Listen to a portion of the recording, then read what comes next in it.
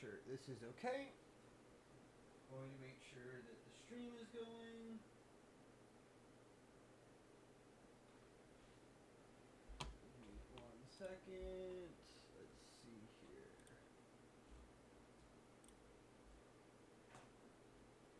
Alright. I'm going to try to make sure that everything can be seen okay.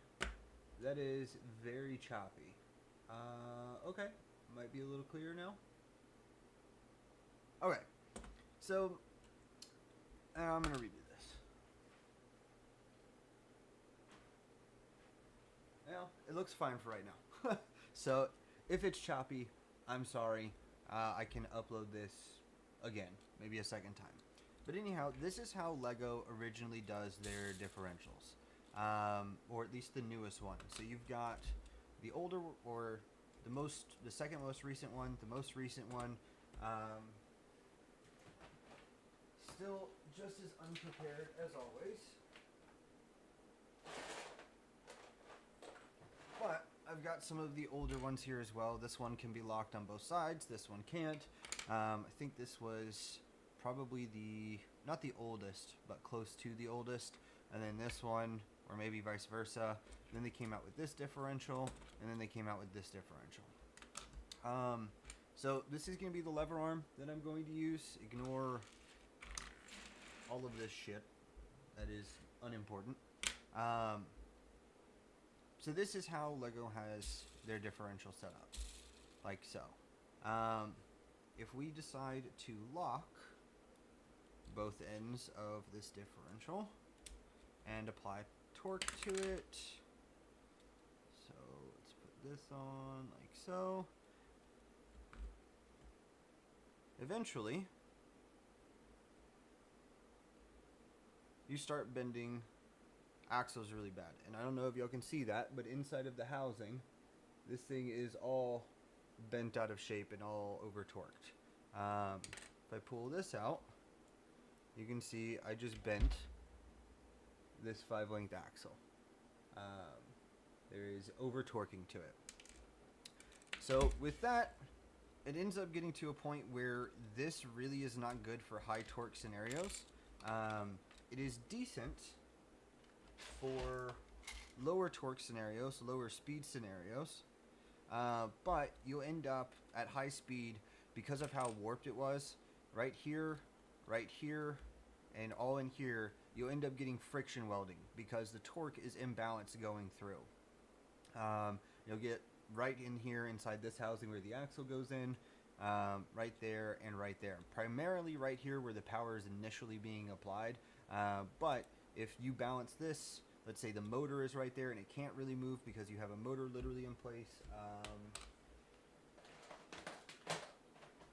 Let's say that you add this right here and you only have a 3-length axle in there, and so the motor, like the axle can't move out of the housing. What'll end up happening is it'll happen here and here. Now, my solution originally, which a lot of people have also moved on to,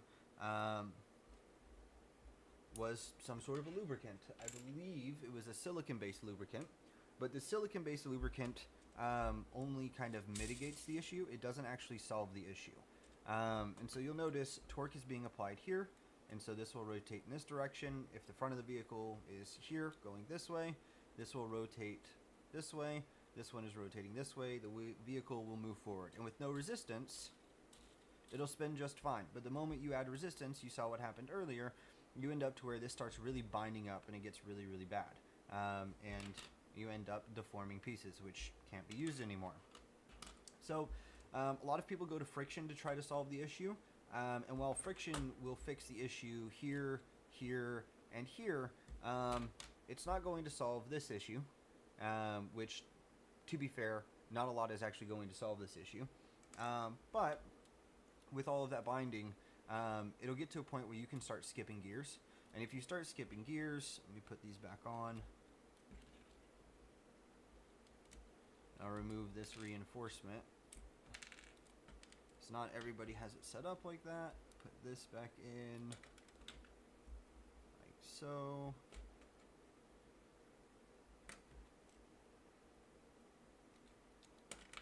Alright, if I could could hold on to the gears, that would be great. But you end up getting to a point where you can... Oh, you're not going to do it now? Do I have to have these at 4 length? Oy vey. Have a little slack in these. You get so good at designing things that you end up being able to build stuff that won't break. But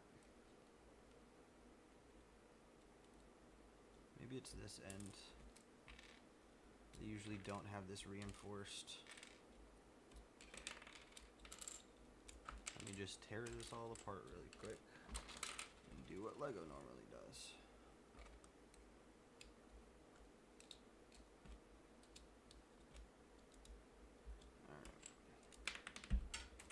And that piece is gone. Okay. Well, we have the opportunity. Let's go ahead and add the 4s.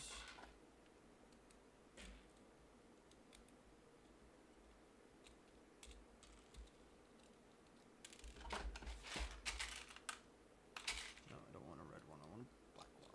Okay.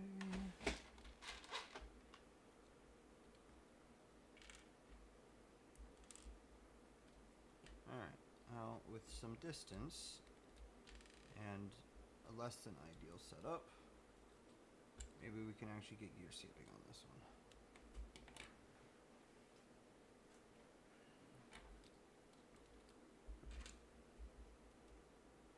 Okay. Well, I definitely over torqued it, but yeah, you can see that's starting to get real ugly.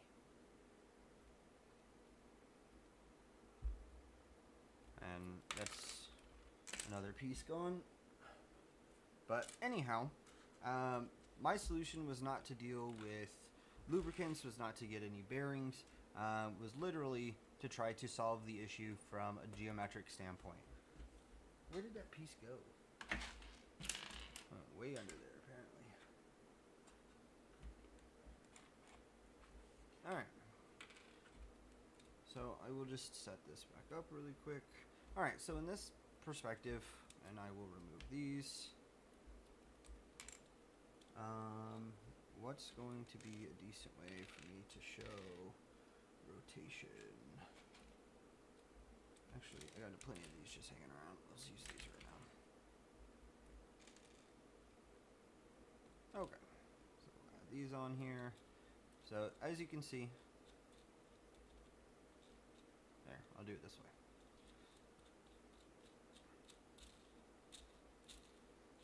So not really a big issue here. You can hold one side, it's a differential. The other side will get all of the rotational speed, but they will share the same amount of torque. If I hold both, you can put a bunch of torque into it and we'll move. But anyhow, power is being applied, creating a downward force on the tangent where they connect to the differential. And then the differential is putting a little bit of torque onto this one in the upwards direction. But there's an imbalance because both of these ends are open. And before they started doing this setup, there was only these two, so you only had the downward torque here.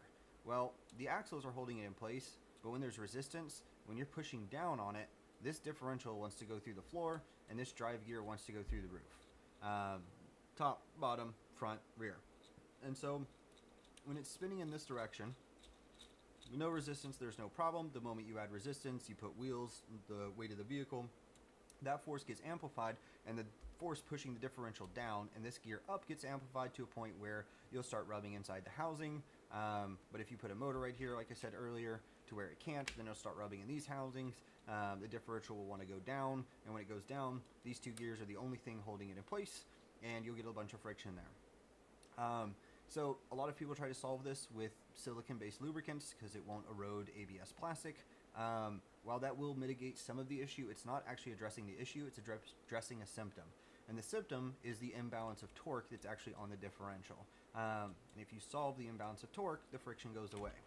So to do that, I created this, where the power is being applied from here, going to the differential, so spinning in this direction, although I guess spinning in this direction would make more sense. That's the front, that's the rear, top, bottom.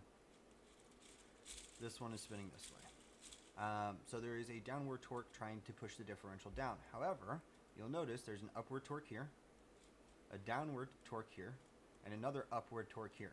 Now the torque is balanced on all four corners on all four gears. While it's trying to push down on this side, it's trying to push up on this side. So it's not just trying to push it down, it's trying to push it down and up, which is just going to give rotation. And because they're mechanically locked, those forces are always balanced. And so when you spin it, you never have any issues. Do the same thing I did over here. And we'll lock this one out as well. Like so. Now I'm just literally spinning this off. I'm pretty sure I have over-torqued that to the point where, yeah. So that gear's been over-torqued, but you'll notice inside, nothing is changing on the inside. We'll try to look from underneath. The gears don't have anywhere to go. And so while it is, in this regard, we'll go back over here, put it on here. That's a broken piece now. I'm trying to push the differential up on this side and down on that side.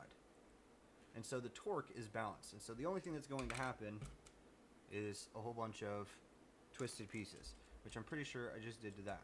But you take the lockouts off, and there's no issue. Now, that piece is damaged beyond recovery. There's no way to untwist that, but I can take these off and show you how this is all set up underneath, or inside rather.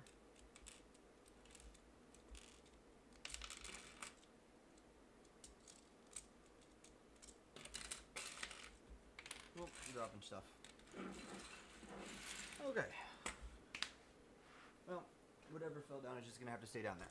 So anyhow, this is the heart of the differential, and this piece is okay, this one is not, so we'll go ahead and take that out.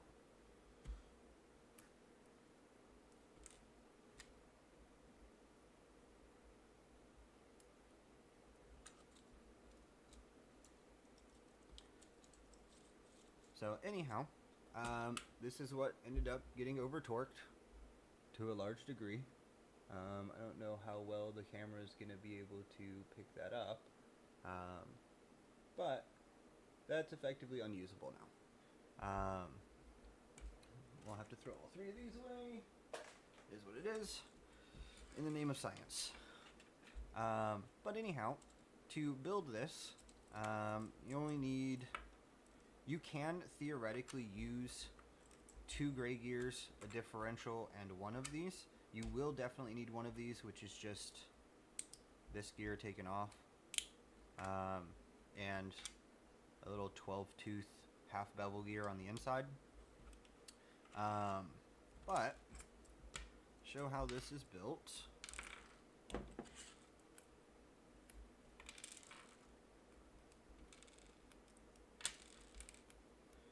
You'll need 2 of these plates,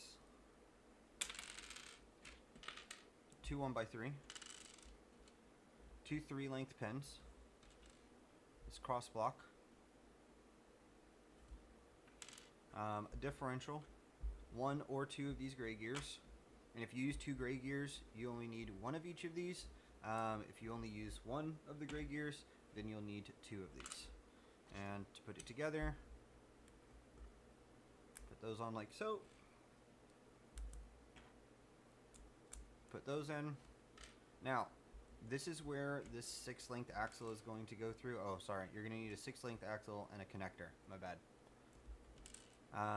The 6-length connector is going to go like this. The differential is going to sit on one side. When you put these plates on, these holes need to be up. Not towards the differential. They need to be up or perpendicular to this hole. So, put this through.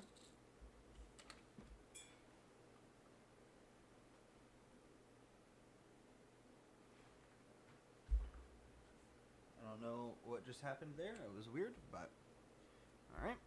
So 6 goes into the differential. Goes in like so. Red gear goes on with the opening up. 12-tooth half stud bevel gear. Connector. That is basically the heart of it. Now, I choose to use these 4-length axles with stopper. So that axle can't go anywhere. If this is going to be the driven one, you'll put the gray gear on the driven one.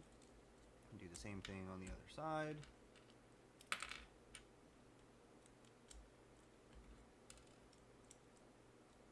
And that will go down. And this will go through here. Now, the housing for this, depending on how you want to build your setup, I don't know where the other piece went right now. I may have to get another one, but whatever, we'll use this one. Excuse the mess. Two of these. Alright. So once you have it in this state, put it in the middle and the middle, like so. And then it will rest on top of the housing. And it's fine for it to be vertical. One good thing about this design, you put this other plate on top. So if you want this to be forward, rotating it this direction, the top is going this direction to go forward, or if that's reverse, you can flip the differential if you want to, and now it's going in reverse. This way is forward, this way is reverse, or you can flip it. This way is now forward, and this way is reverse. So you can change what side the differential is on. For a rear-wheel drive car, some motors happen to be stronger forward than backward, so you can match the differential to where it's matching whatever the strong side of the motor is, specifically when it comes to like Lego buggy motors or the Buiz buggy motor replacement, or my personal favorite, which is the Kata Monster Fast motor, which is another buggy motor replacement. And I already have a detailed video about that out, but anyhow, you can put the differential to whatever side you want. With that being said, if you're going to do an all-wheel drive car with a center differential, let's say this is the rear, you're going to want the differential either on the left or the right. The front will always need the differential on the opposite side. So if you have the differential on the left side of the vehicle in the rear, you want it on the right side of the vehicle in the front. Otherwise, your wheels are either going to spin towards each other or they're going to spin away from each other if the differential is on the same side. But once this is in place, for the housing, we can get a few of these.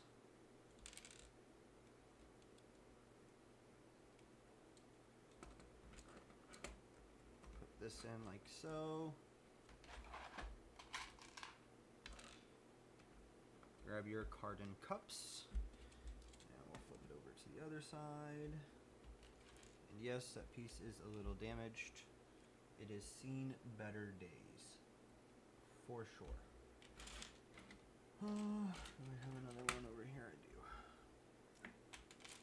do. Alright. Once that's done, 1x3 half plates, or half beams on here.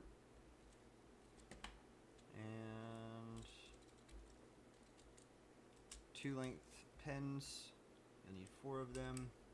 1x7 half beams, like so. 4 of the 2 length half pin, half X, half axle. 2 more of the 1x3 beams for this. And then you'll just add these, I don't even know what these are, T's. 3x5 half plates.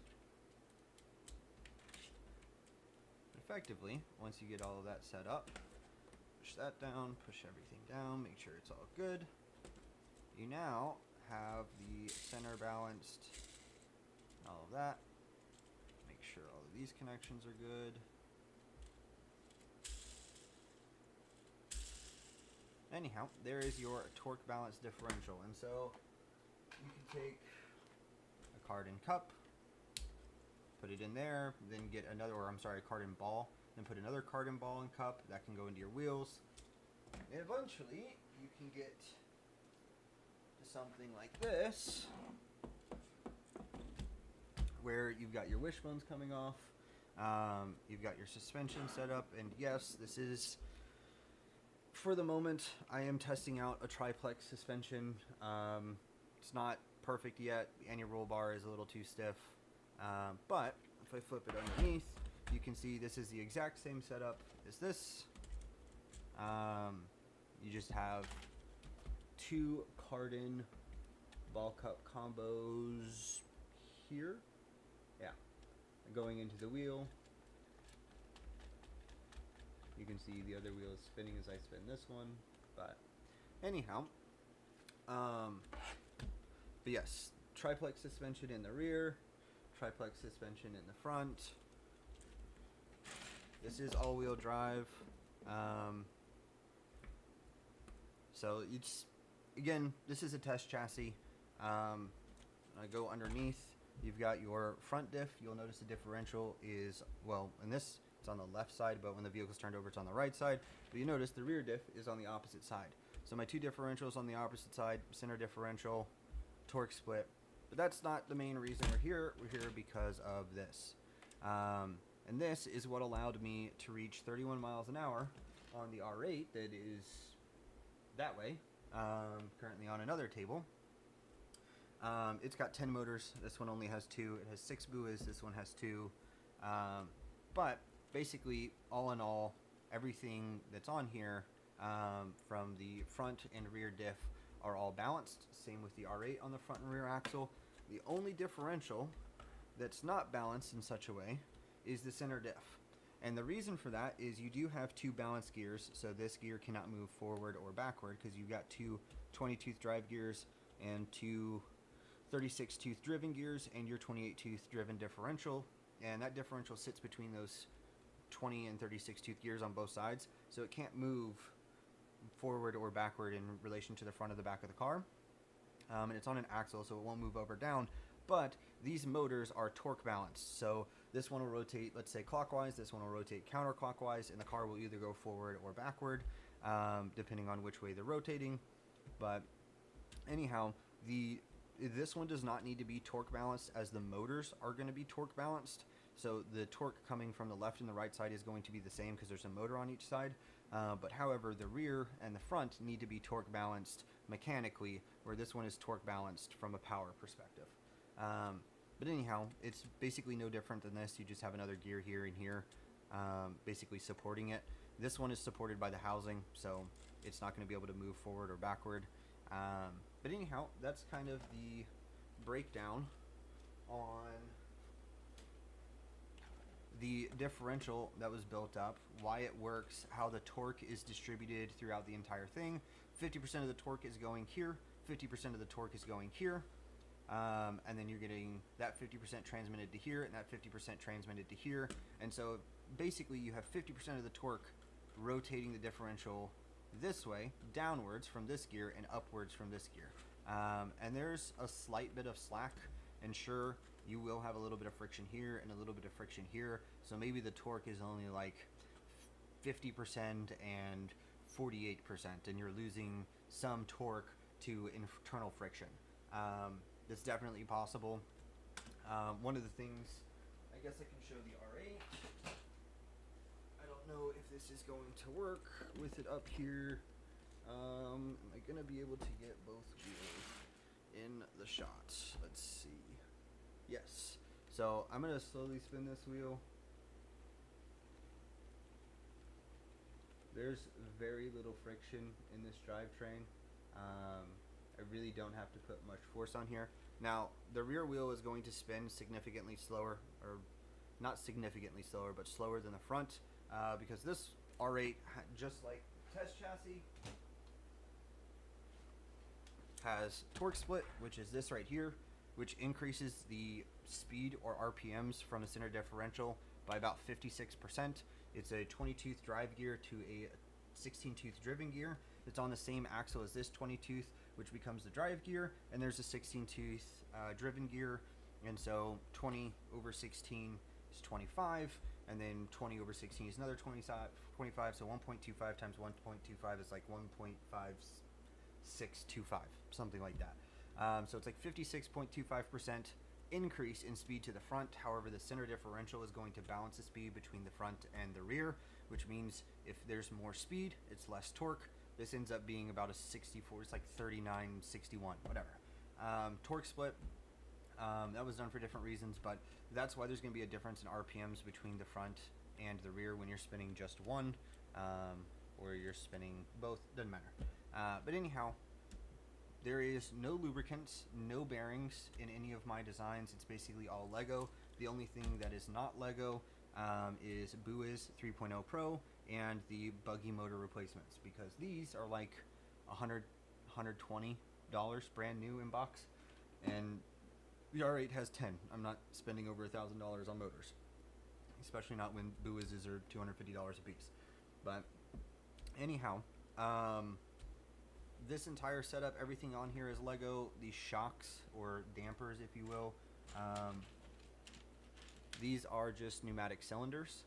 A hard spring like so, or I think I have, yeah, here we go. So these are basically the same hardness, but this one allows slightly more travel. If you'll notice, when this one is fully compressed, there's no space between the springs here. When this one is fully compressed, there's a slight bit of space in between these center metal pieces of the center of the spring. There's a slight amount, or a slight gap. I don't know if y'all can really see it all that well. There's basically nothing here. And if I do it this way, yeah, there's basically no gap there.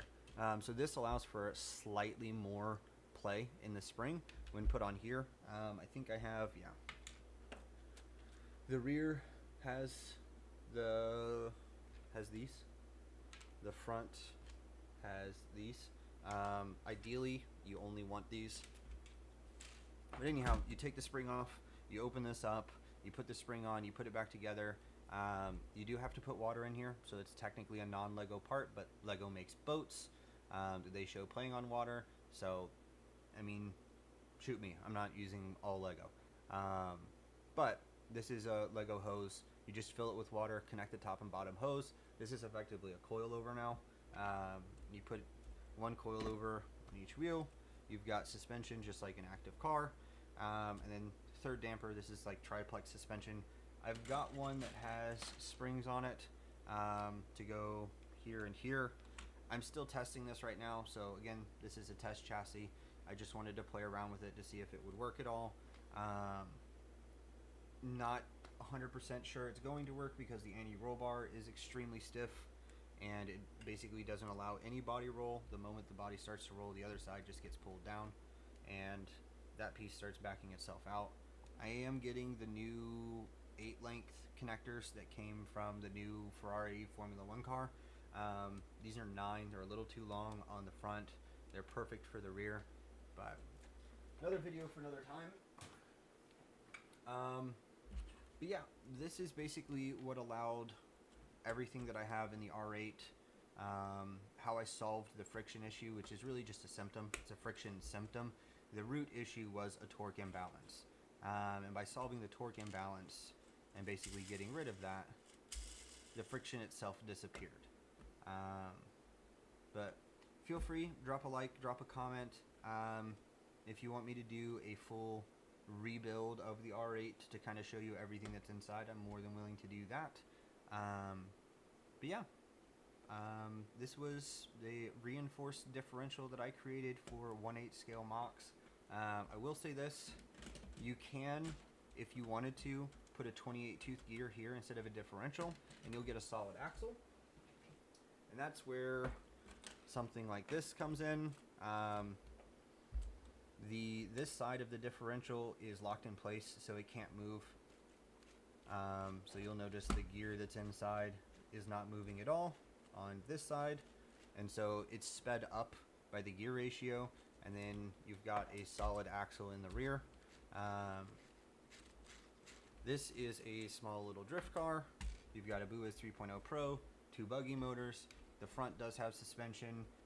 It does have a caster angle, which is a little excessive, but it works. It does have dynamic cambering, so if I put this down, you can see the tops of the wheels do come in slightly. Probably be better if I showed you this way.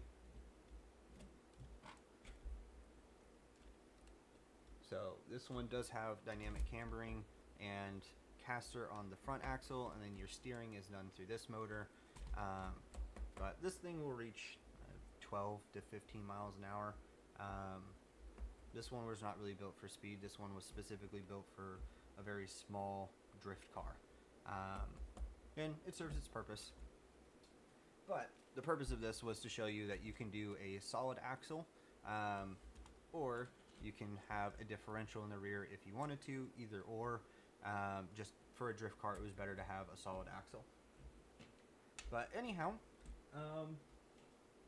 reinforced differential solves the torque imbalance, gets rid of friction on a lot of 90-degree turns. I don't think that this is only for RC cars. I mean, if you have something where there's a 90-degree offset of power, where you're going from one direction to a perpendicular direction, doesn't have to be laterally, it can be vertically. A helicopter comes to mind where your motor is like this, and it has a perpendicular one. You send the power through here. You use something like this. Motors are set up like this, and you've got a propeller up top. Now, I don't think we're gonna make Lego fly anytime soon without being able to have balanced rotors and everything. You might have to do a dual shaft, which would be interesting. But all in all, this was my solution to the friction issue that everybody runs into. And this allowed me to change gearing ratios as well. So the rear, the rear and the front axle, bring up the test chassis again. The front and rear axle are always 1-to-1, and that's just because it's very neat. It fits in here very neat. You can put a 12-tooth gear here. Instead of this being 3 studs, it's only 1 stud wide. I do not recommend it, because then you have to put a 3x1 beam inside to get it all in there. And these gears, the 12-tooth gears like this, are too small for a good connection with a differential. And you get a lot of chattering when you have with this connection. There is a lot of chattering. It does not sound good. Alternatively, you can use a 20-tooth gear, but then you have to have 2 studs in the middle. So it's basically this piece rotated 90 degrees with pieces like this sitting on either side. 1x3 plates. I know this is a 1x4, but 1x3 plates. That gets messy because then the axle sticks out half a stud. It's not easy to play with or work with. But this setup, you stay inside of whole studs or whole beams or whole axle length. It's either 1, 2, 3, 4. You don't have to deal with any half stud offsets. However, where that's not so much of an issue, because pieces like this exist, which is a 5.5 length axle with a stopper, is you can change the gearing ratio in the center. So right now I've got a 20. You can see that I've got a 36 tooth back here. So if I just move this back 1 stud, change that out. But if I move this back 1 stud, I can put the 36 tooth gear here and the 20 tooth gear behind, and go from a 20 tooth driven gear to a 36 tooth driven gear. You can also use a 1-to-1 where it's 28 to 28. But basically, to change the top speed of the car, with lower motors, I'm using the outer output, which is the slower output, but it's a higher torque output. With the 20 tooth, when you add 4 motors, you're going to want to go into the inner output. You will get higher top speed, but you're effectively doubling your torque while using the same gearing ratio. And so you will get a higher top speed. It will accelerate about the same. And then as you go up to 6 or 8, 6 motors is where I would go to 1-to-1. On the, which one is this? Yeah. So I would do this setup in the center with 6 on this one. 8 would go 1-to-1 or 28 to 28 on the inner. And then 10, I would stay on the inner. You're just going to increase acceleration. And then if you go to 12, 12, you have the option of staying 1-to-1, but at that point you get to the top speed of the motors, and you're actually limited by gearing. You're not limited by power at that point. So if you do 12 motors, 36 tooth gear on the inner output, will allow you to go 52, 53 kilometers an hour, somewhere in that neighborhood. But the more motors you add, the more you want to gear it for speed. You gear it for torque, you're going to end up torque shearing things.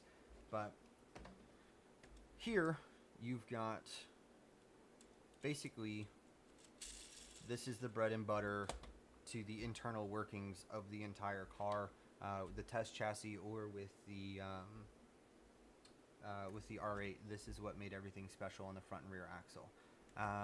And then obviously you've got your torque split here as well. And that's more for drivability, but that's a different topic. Maybe I'll go into that in another day. But you've got your center diff, front diff, rear diff, and the front and rear are both the reinforced kind, or torque balanced, whichever way. The center is also reinforced and torque balanced, but it's torque balanced from the powertrain. It's not torque balanced mechanically. But thank you very much for watching. Y'all have a great day.